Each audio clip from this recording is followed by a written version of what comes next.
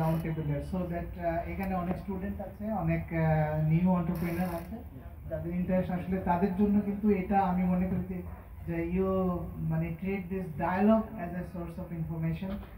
আমার মনে হয় যে তো আমরা এরকম ডায়ালগ একটু আবার একটা পজ দিয়ে এখানে ফরম্যাট থেকে এখন আমি ভাবছি যে আমার অনেকগুলো আমি বলবো।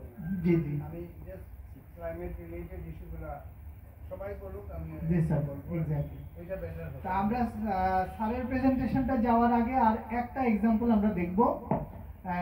একটা এক্সাম্পল সেটা হলো যে আমার দেখা আসলে কাজগুলোর মাঝে একমাত্র রিনিউয়েবল এনার্জি বলতে আমাদের দেশ বুঝে শুধুমাত্র সোলার, আর হচ্ছে ক্লিন কুকিং বলতে শুধু উন্নত চুলা, এতটুকুর মাঝেই আমরা আছি। আর অন্যান্য নতুন প্রযুক্তি নিয়ে আমরাও অনেক সময় গভর্নমেন্টকে পুশ করেছিলাম, বাট আমরা ফেলিওর হয়েছি বিভিন্ন জায়গায়। যেমন আমরা পেলেটাইজড উড মানে উড পেলেটাইজ করা সেটা নিয়ে অনেক চেষ্টা করেছি, কিন্তু একটা জায়গায় গিয়ে আমরা আটকে গেছি। তো যাই হোক, বাট আমি নেপাল দেখে এসেছি কিভাবে তারা উড পেলেটাইজ করে হিউজ পরিমাণ ইউজ করছে এটা। একদিকে আমরা গ্যাসের সংকটে ভুগছি, বাট ওনারা কিন্তু যেমন কোকা কোলা ফ্যাক্টরি আমি দেখে আসছি, ওনারা সবাই কিন্তু উড পেলেট ব্যবহার করছে, হ্যাঁ, ফুয়েল হিসেবে। ওরা ইলেকট্রিসিটিও না, গ্যাসও না, এবং তাদের যে বন আছে, অন্যান্য সোর্স আছে। আমাদের দেশে যেমন রাইস আছে, মানে স মিলের গুঁড়া আছে, অন্যান্য জিনিস আছে, এগুলো খুব ভালোভাবে ইউজ করে কিন্তু আমরা পেলেটাইজ করে মানে কার্বন এমিশন অনেক কমাতে পারি। তো এইটা যাই হোক, ওইটা যেহেতু হয়নি, তো এই ধরনের উন্নত চুলা ক্লিন কুকিং এর মাধ্যমে কিভাবে কার্বন এমিশন কমিয়েছে, এটার জাস্ট একটা এক্সাম্পল খুব কম সময় দেখবো। আমি প্রেজেন্টেশনটা আমি ওপেন করছি। জি জি, আপনি নিজেই আপনার পরিচয় আরেকবার দিয়ে শুরু করেন। জি, ধন্যবাদ আমাকে কথা বলার সুযোগ দেওয়ার জন্য। আসলে এখানে স্যার আছেন, অনেক বড় মাপের মানুষ। স্যারের সান্নিধ্যে আসতে পারাতে আমি খুব নিজেকে প্রাউড ফিল করছি। তো চুলা, রান্না করার চুলা, আমরা জানি যে আমাদের গ্রামাঞ্চলের মানুষ খড় কটা, গাছের ডালপালা এসব দিয়ে মাটির চুলাতে রান্না করেন। আর সেই মাটির চুলাতে বেশিরভাগ মানুষ এই গ্রামের রান্না করেন। সেটা থেকে বেরিয়ে আসার জন্য ইটকল ওয়ার্ল্ড ব্যাংকের সহায়তায় ইটকল এই উন্নত চুলার প্রকল্পটা শুরু করে। আর সেই প্রকল্পে বাংলাদেশে 69টা সংগঠন আছে যারা পার্টনার। এর মধ্যে আমাদের সংগঠন আদর্শ সামাজিক প্রগতি সংস্থা, সেটাও একটা পার্টনার সংগঠন। আমি নেত্রকোনার 2টা উপজেলাতে এই প্রজেক্টটা নিয়ে কাজ করেছি। তো আমরা কিছু ছবি দেখাবো, ওই যে চুলাগুলো কিরকম, এটা কি দিয়ে আমরা বানাইছি, এবং এইটাকে মার্কেটিং করার জন্য আমি মাঠ পর্যায়ে আমি যখন নিজেই একজন অ্যাডভার্টাইজার হিসেবে কাজ করছি, তখন আমার দাড়ি ছিল না, এখন আবার হয়ে গেছি। হ্যাঁ, তো এটা হলো আমাদের চুলাটার মডেল, যেটাকে ডিজাইন করছেন আমাদের বুয়েটের ইঞ্জিনিয়ার ডক্টর মমিনুর রহমান। উনি কেমিক্যাল ইঞ্জিনিয়ারিং ডিপার্টমেন্টের হেড, যিনি এই চুলাটাকে ডিজাইন করে দিয়েছেন। তারপরে এটাতে আমরা যাই। তো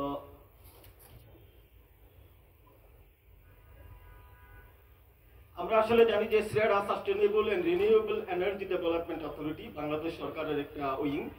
ওনারা এই শতভাগ ক্লিন কুকিং নিয়ে কাজ করেন। আমাদের নেত্রকোনাতেও একটা প্রোগ্রামের আয়োজন করছিলাম জেলা প্রশাসনের উদ্যোগে, যে ক্লিন কুকিং কনসেপ্টটাকে মাঠ পর্যায়ে ডিসেমিনেট করার জন্য, যিনি ওই SREDAর সালিমা জাহান উনি উপস্থিত ছিলেন। আমরা এই যে চুলাটা কি দিয়ে বানাইছি একটু পরে বলি, তার আগে এই চুলাটাকে মাঠ পর্যায়ে অ্যাডভার্টাইজ করার জন্য ওই যে হলো গেঞ্জি গায়ে দেওয়া, সেটাই আমি নিজে মানুষদেরকে করছি, মোবিলাইজ করছি যে এই চুলাটা সুবিধাটা কি, অসুবিধাটা কি, রান্না করা কিভাবে যায়, এটা নিয়ে এটা আমাদের উঠান বৈঠকের মতো একটা কাজ ছিল। আমি কিছু টি স্টল, এই যে আমার হাতে একটা লিফলেট, টি স্টলে আমি এক ধরনের অ্যাডভার্টাইজ করছি, যে লিফলেটটা দেখায় কিছু কথাবার্তা বলতে চেষ্টা করছি।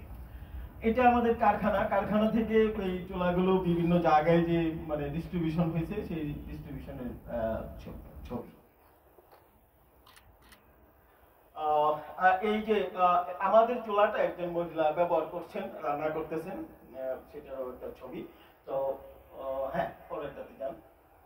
আমাদের এই মোশাররফ ভাই আমাদের জাপানি একজন রিপ্রেজেন্টেটিভকে নিয়ে সরাসরি ফিল্ডে গেছিলেন।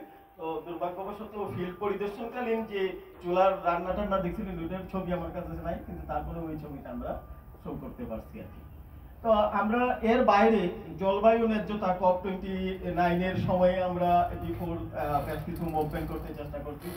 জলবায়ু ন্যায্যতার দাবিতে স্কুল ভিত্তিক এটা নিয়েও আমরা কাজ করছি। আমরা ওই জলবায়ু ন্যায্যতার দাবিতে স্কুলে একটু মুভমেন্ট করতে চেষ্টা করছি আমাদের সংগঠনের পক্ষ থেকে, আরো কিছু সংগঠন এলাকার নিয়ে। আমরা বাংলাদেশে ওই যে আপনার AIIB তার ইনভেস্টমেন্ট বন্ধ করার জন্য আমরা হাওর এলাকায় একটা মুভমেন্ট নৌকা র্যালি করছিলাম, যেটা বাংলাদেশের অনেকগুলো মিডিয়া প্রচার করছে।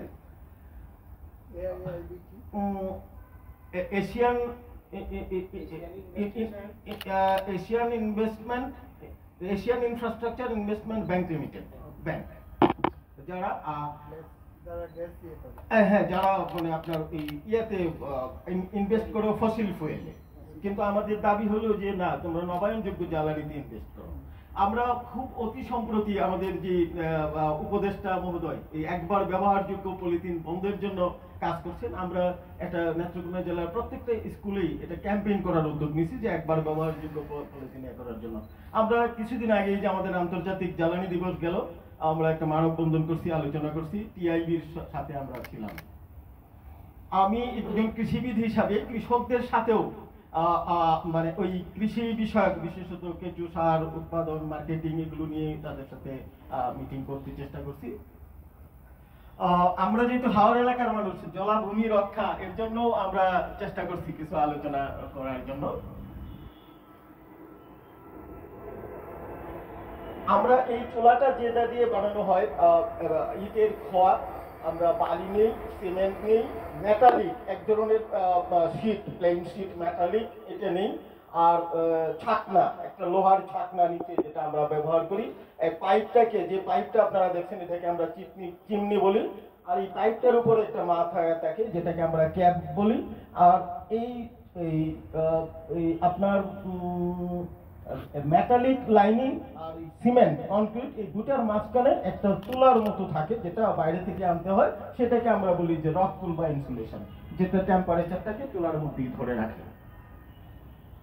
তো আমরা আমাদের এই মার্কেটিং কাজটাকে, চুলাটাকে মার্কেটিং করার জন্য আমরা বিভিন্ন জায়গায় ওয়াল পেন্টিং এর কাজ করছি, পোস্টার লাগাইছি, মাইক অ্যানাউন্সিং করছি, মানে বিভিন্ন লোকাল ফেয়ারের মতো, মেলার মতো আয়োজন করছি, বিভিন্ন উঠান বৈঠক করছি, কোঅর্ডিনেট মিটিং করছি, মানে ইউনিয়নের যে কমিটি আছে, ইউনিয়ন পরিষদ, তাদের সাথে আমরা কাজ করছি।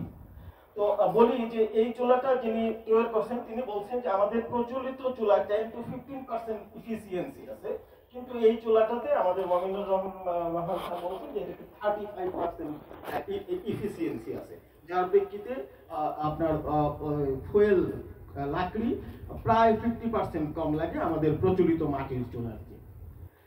এর বাইরে আমরা আমাদের যে ফিউচার প্ল্যান হিসেবে আমরা nature based solution for environmental degradation, climate change and food security, এটার উপরে কাজ করার জন্য আমরা already Sajeda foundation, CIF climate innovative fund, সেখানে আমরা একটা প্রপোজাল সাবমিট করেছি। আমরা এই কাজটার জন্য আমরা কেঁচু সার উৎপাদন এবং বাজারজাত করার জন্য আমরা একটা উদ্যোগ নিয়েছি। আমরা চেষ্টা করছি কিছু একটা গ্রুপ ফরমেশন করার জন্য কৃষকদেরকে নিয়ে। যদি ওই ফান্ডটা পাই তবে আমরা কাজটা শুরু করতে আমাদের জন্য ভালো হবে, না করলেও আমরা এটা করার চেষ্টা করব।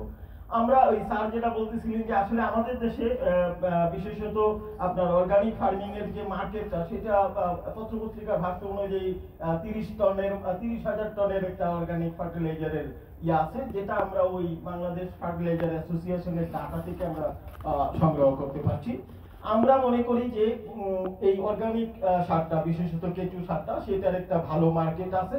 আমরা যদি ওই কৃষক পর্যায়ে, আমরা ইনিশিয়ালি 50 জন ফার্মার সিলেক্ট করছি, কাজটা এখনো শুরু করতে পারি না, এই 50 থেকে আমরা এটা 500 ফার্মার পর্যন্ত নিব। ইনিশিয়ালি ওই ফার্মাররাই তাদের ফিল্ডে, রাইস ফিল্ডে কিংবা এখানে যে পাঙ্গাস মাছ চাষ করা হয় আমাদের দেশে, পাঙ্গাস মাছেরও এটা একটা ভালো খাবার যেটা ফাইটোপ্লাঙ্কটন তৈরিতেও সহায়তা করে, সেটা নিয়ে আমরা একটা কাজ শুরু করছি। আমাদের মানে মোশাররফ ভাইয়ের সাথে এই বিষয় নিয়ে আমার টাইম টু টাইম একটা কমিউনিকেশন আছে, উনি আমাকে টেকনিক্যালি কিংবা অন্য সব বিষয়েই পরামর্শ দিয়ে রাখছেন। আশা করা যায় যে প্রোগ্রামটাকে আমরা শুরু করতে পারবো। তো ধন্যবাদ সকলকে আমার এই কাজ দেখার জন্য। এই শার্টটা কি পাওয়া যায় এমনি আপনার থেকে পাওয়া যাবে? আমার থেকে পাওয়া যাবে, আমরা খুব স্মল স্কেলে দুই একটা ফার্মার দিয়ে শুরু করছি। আমি তো আপনার নাম্বার দেবো না, অসুবিধা নেই, প্রত্যেকের নাম্বার দিয়ে দেবো আমরা।